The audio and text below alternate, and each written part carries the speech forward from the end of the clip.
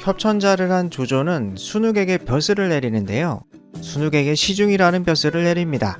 황제를 옆에서 보필하면서 수행하는 지금으로 치면 황제비서 역할인데요. 현대인들이 보기에는 조조가 순욱을 너무 푸대접하는 게 아닌가 생각이 들 수 있는데요. 조조를 위기에서 구해준 순욱인데 재상자리도 아니고 황제비서라니. 그런데 이것은 그때 시절 관직의 순위가 다르기 때문에 오해한 것이랍니다. 지금은 국무총리나 장관급은 되어야 높은 직책인데요. 그 당시에는 거꾸로였답니다. 황제에 가까운 직책일수록 파워가 더 셌죠. 황궁 문지기가 지방의 사단장보다 급이 높은 때였으니 말이죠. 황제 비서인 시중은 재상보다 더 파워가 센 직책이었죠. 조조는 순욱에게 엄청난 직책을 선사한 것이었습니다. 이 무렵 유비가 조조에게 기순하는데요. 조조에게 쫓겨난 여포가 유비에게 의탁하고 있었죠.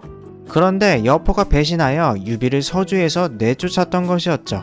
이러한 사건으로 인해 유비는 조조에게 몸을 의탁하기 위해 찾아옵니다. 유비가 기순하자 회의장에서는 열띤 회의가 벌어지는데요. 모사진들의 유비에 대한 의견은 갈렸습니다. 곽가는 유비를 해치지 말고 잘 대해주자는 입장이었고, 정욱은 유비는 영웅이기 때문에 미래의 후환이 될 것이라는 의견이었답니다. 모사진들의 의견은 정사와 연의가 다른데요. 이 만화에서는 정사 내용 토대로 만들었습니다. 이렇듯 모사진의 의견이 갈리자 조조는 곽가의 의견을 따르는데요. 조조도 유비를 자신과 같은 영웅으로 보았습니다. 그런 부분은 정욱의 의견과 일치했지만 다만 조조는 유비를 이용할 생각을 했기 때문에 잘 대해주자는 곽가의 의견을 따랐죠. 우리는 유비가 삼국지연의의 주인공이기 때문에 그를 높이 평가하는데요. 그때 유비는 그저 방랑군 대장일 뿐이었죠. 모사진에서 정욱만이 그를 높이 평가하는 것에는 이러한 이유가 있었답니다. 당시 유비에 대한 일반적인 평은 신뢰할 수 있는 유능한 용병대장이었죠. 늘상 유비는 입으로는 한왕조를 부응하겠다고 떠벌리고 다녔지만 실상은 이불이글을 전전하는 입장이었습니다. 참 보잘것없었죠. 모든 모사진들이 유비를 높이 평가하지 않는 이유는 여기에 있었습니다. 유일하게 조조와 정욱만이 유비의 진가를 정확히 평가했죠. 정욱의 말처럼 유비를 그때 처단했다면 조조 생전에 촉까지 먹었을지도 몰랐죠. 그러나 조조는 유비를 이용할 속셈이 있었기 때문에 정욱과 의견은 같았지만 행동은 달랐습니다. 서주의 영웅인 유비를 이용해서 민심을 휘어잡을 생각이었죠. 그는 자신이 벌인 서주대 학살로 서주민들에게 미움을 받고 있었으니 말이죠. 유비는 서주를 구원한 영웅이었기에 서주 백성들에게 유비는 높은 지지를 받고 있었죠. 서주보다 그를 더욱 사랑하는 팬클럽들이 가득했으니 말이죠. 그러한 유비를 조조가 서주로 함께 데려가니 서주에 있는 여포는 긴장할 수밖에 없는데요. 여포는 서주를 무력진 앞에서 차지했다고는 하지만 조조의 상대가 되지 못했기 때문이죠. 조조는 여포를 격퇴하고 서주를 차지합니다. 사례와 연주, 예주 일부를 차지한 조조의 군사력은 여포를 압도했거든요. 당시 야전 작전관 순유는 조조에게 수공책략을 제안했다고 합니다. 그리고 조조는 여포와 진궁을 처단해야 했는데요. 그 이야기는 다음 편에 이어서 하도록 하겠습니다. 만화로 만들면서 픽션이 섞여 있습니다.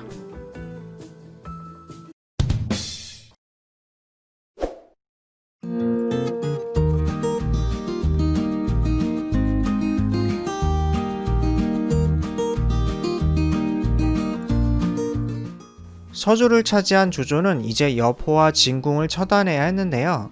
여기서 유비의 흑역사가 있는데 그 이야기는 생략하고 진궁을 처단했던 이야기를 하려고 합니다. 진궁은 조조에게 아픈 손가락 중에 하나였는데요. 조조에게 진궁은 이혼한 조광지처와 같은 포지션이었죠. 진궁을 보고 조조가 처음으로 한 이야기는 그대의 가족은 어찌하려 하오 라는 말이었답니다. 그 말 뜻은 가족 생각해서 다시 내 밑으로 들어오라는 이야기였죠. 이에 진궁은 자신을 죽여서 군법을 밝히라고 말했답니다. 진궁이 다시 조조 밑으로 들어가 일하기에는 염치가 없었을 거예요. 조조를 배신하고 그에게 최대의 위기를 선물한 장본인이었으니까 말이죠. 진궁을 떠나보내며 조조는 울었다고 합니다. 조조는 평생 진궁의 가족을 돌봐주었다고 하는데요. 군주라는 건 참 할 짓이 못 되는 것 같아요.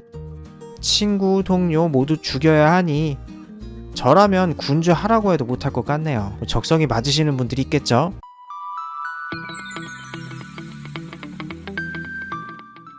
이 무렵 수도 허창에서 음모가 벌어지고 있었는데요. 조조가 스타로 뜨고 있으니 그를 시기하는 무리가 생기기 마련이죠. 게다가 황제가 있으니 여러 사람이 몰리고 사건이 벌어지지 않을 리가 없죠.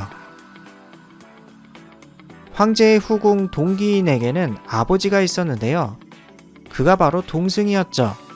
그는 평소 황제의 장인이라는 것에 자부심이 있었는데요. 그는 황실의 위험을 세우기 위해서는 조조를 암살해야겠다는 생각을 합니다. 평소 조조의 건방진 모습에 분노하고 있었죠. 그리하여 그는 암살 계획을 구체화하기 시작하는데요. 동승의 암살 사건은 제가 보기에도 참 답답한 일이었습니다. 동승이 군대를 가지고 있지도 않고 그렇다고 인망이 두터워 사람이 따르지도 않고 명성이 있는 것도 아니었죠. 그저 황제의 장인일 뿐이었는데 그가 뭘 믿고 암살 계획을 꾸몄는지 참 미스테리입니다. 그래도 동승은 나름 계획이 있었는데요. 암살 계획에 유비를 끌어들이려 하죠.